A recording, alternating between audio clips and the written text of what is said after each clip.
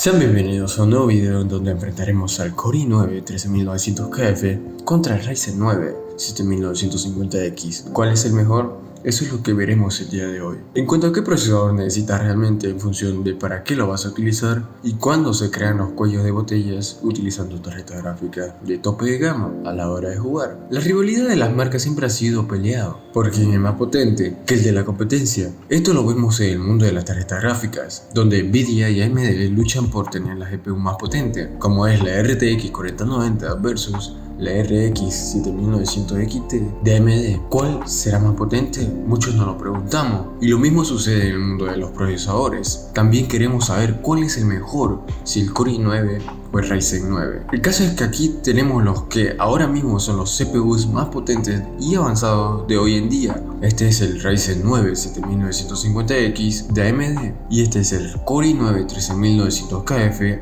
de Intel. Pero vamos a hablar de cómo están hechos por dentro, concretamente de sus núcleos y hilos. ¿Qué diferencias presentan? Bueno, verán, el último Ryzen 9 de AMD tiene 16 núcleos de alto rendimiento, los 16 son iguales, en cambio Intel tiene un sistema híbrido de núcleos. En total son 24, pero 8 de ellos son P-cores, es decir, 8 núcleos de alto rendimiento, y los otros 16 son E-cores, es decir, 16 núcleos eficientes. Los P-cores son núcleos de alto rendimiento que cuentan con hyperthreading, por lo que por cada núcleo tenemos 2 hilos. En cambio, los núcleos eficientes no, sería un hilo por núcleo. Por eso en total suman 32 hilos, porque tenemos 16 por parte de los P-cores y 16 por parte de los E-cores. En fin de cuentas, que Intel tenga este sistema híbrido de núcleo es debido a que el CPU trabaja de la siguiente forma. Cuando estamos haciendo varias cosas a la vez, automáticamente se gestiona qué tipo de núcleos van a ser encargados de hacerse cargo de cada tarea, pero básicamente los núcleos de alto rendimiento se van a encargar de las tareas más pesadas y los núcleos eficientes de las tareas menos exigentes. Es decir, imagínense que estamos jugando a un videojuego, tenemos una pestaña de Google con YouTube abierto, pues del juego se encargaría los núcleos de alto rendimiento y de la pestaña de Google los núcleos eficientes, y se supone que con esta gestión de Intel la eficiencia general del procesador es mayor y esto nos da ventaja en cuanto al consumo y rendimiento al hacer varias cosas a la vez. Como novedad en este i9 con respecto a su predecesor el i9 12900K, pues este i9 13900KF de arquitectura Raptor Lake ha duplicado la cantidad de núcleos eficientes, y aunque mantenga la misma cantidad de núcleos de alto rendimiento, estos ahora son más potentes y llegan a frecuencias más altas. Pero volviendo al enfrentamiento de Intel versus AMD, se estarán preguntando, ¿pero quién estaba ganando la guerra? Últimamente, entre estas dos marcas dentro de la gama alta, pues AMD en los últimos tiempos. En términos generales, le estaba ganando a Intel a la hora de hacer tareas, e Intel más bien en donde ganaba era en gaming. Tenía mayor rendimiento, ahí ganaba por poco, pero ganaba. Ahora en cambio el i9 13900KF de Intel en general le gana a AMD, tanto en tareas de uso profesional como en gaming. Pero no siempre es así, también depende del software que estemos utilizando. Al final tampoco es que esté muy disparejo, pero ganarle le gana. Y no solo en rendimiento, sino también en términos de calidad-precio, porque el Ryzen 9 7950X cuesta unos $900 y el i9 13900KF cuesta alrededor de unos $800. Y además las placas base para los procesadores de Intel al día de hoy son más baratas, porque las generaciones pasadas son retrocompatibles y además incluso puedes montar ese CPU con memoria RAM DDR4, cosa que AMD es inviable. Ok, vamos con algunas de las pruebas en test sintéticos que determinan cuál será el rendimiento de estos CPUs en temas relacionados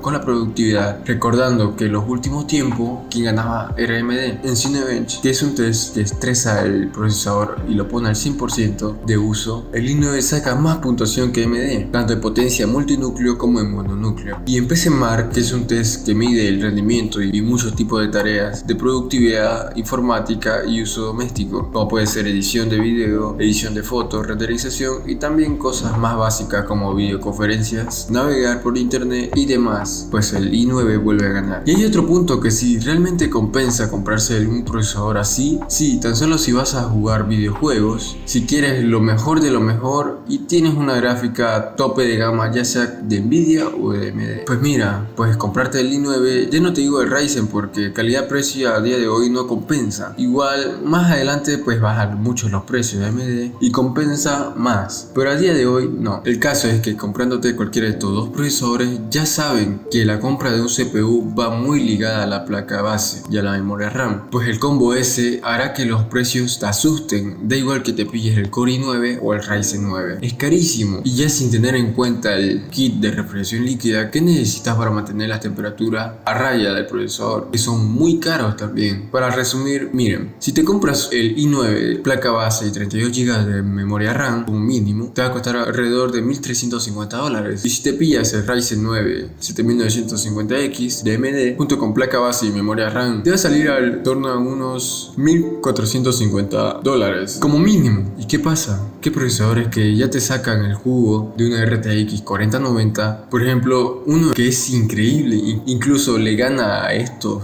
a veces, es el Ryzen 7 5800X 3D. Y si te pillas CPU con placa y RAM, te puede salir ese combo por unos $700. Y ya puedes jugar a todo igual de bien que con los otros dos. Y además la refrigeración para ese CPU te va a ser más barata también, porque no se calienta tantísimo como los otros dos. Entonces, ¿para quién van dirigidos estos procesadores? Pues para tres tipos de usuarios. Primero, para creadores de contenido. Quieren hacer varias cosas de alto rendimiento al mismo tiempo, como por ejemplo estar renderizando un video mientras haces streaming, porque normalmente cuando en tu PC haces una tarea muy exigente como editar un video, te tienes que centrar tan solo en esa tarea. Y sí que es cierto que con estos procesadores pues obtienes un rendimiento mucho mejor que con otros que había en el mercado. Cuando estás haciendo varias cosas que requieren un alto nivel de exigencia, a la vez esto lo soporta mucho mejor, y es una realidad. El segundo tipo de usuarios que le puede recompensar pues a ciertas personas que trabajan con programas de CAD, los cuales pues sea muy importante el CPU, y no pasa tanto como últimamente, ¿no? Que al final muchos de los programas que antes requerían mucha potencia de CPU, pues es como que el procesador ya quedó un poco más de segundo plano, y todo va por una tarjeta gráfica y aceleración de GPU, y eso ya ayuda mucho, y no necesitas tener un Ryzen 9 o un Core i9, cosa que antes pues tampoco era estrictamente necesario, pero ayudaba un montón. Ahora ya no lo es tanto, pero hay ciertos software que sí,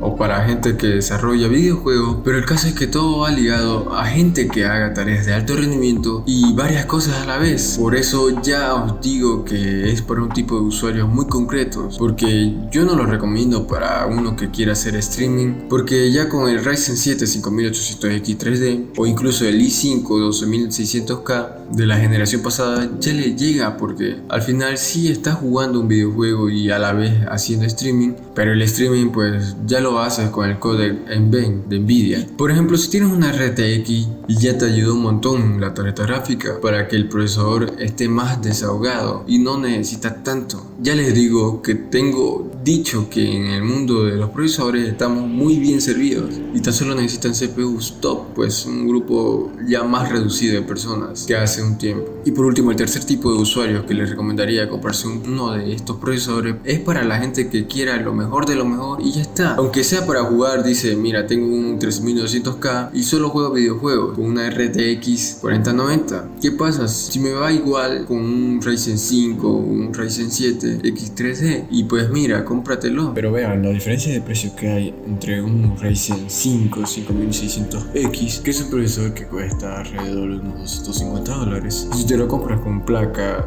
y RAM, pues ese combo te costará alrededor de unos $450, no unos $1.300 $1.400 que te pueden costar el combo de placa, procesador y RAM con cualquiera de los dos procesadores que estamos analizando hoy. Y ya están viendo la diferencia, no rinde igual obviamente. Y bueno, dejando aparte este tema, vamos a hablar de las temperaturas, porque estos procesadores están en infierno, están ardiendo. No tiene sentido cuando pones una prueba de Cinebench que también lo estresa al 100%. Ya les digo que es muy raro poner uno de estos al 100% de uso, pero el Cinebench lo hace, pues AMD llega a unos 95 grados y Intel llega a los 100. Es mucho más preocupante todavía. Incluso ya les digo que teniendo un kit de refrigeración líquida de gama alta, pues es una locura lo que calienta. Pero insisto, si estás jugando un videojuego o haciendo otras cosas, pues no suele ponerlo al 100%, no suele calentarse tantísimo, pero sí que se calienta bastante. Pero en conclusión, en definitiva, en esta ocasión Intel le ha ganado la partida de AMD. Ojalá AMD le vuelva a ganar a Intel, porque si hay guerra nos compensa mucho a nosotros que somos los usuarios. Y yo quiero que siga peleando porque es muy divertido. Y eso es todo, espero que les haya gustado el video y si es así suscríbete a Irish Computer.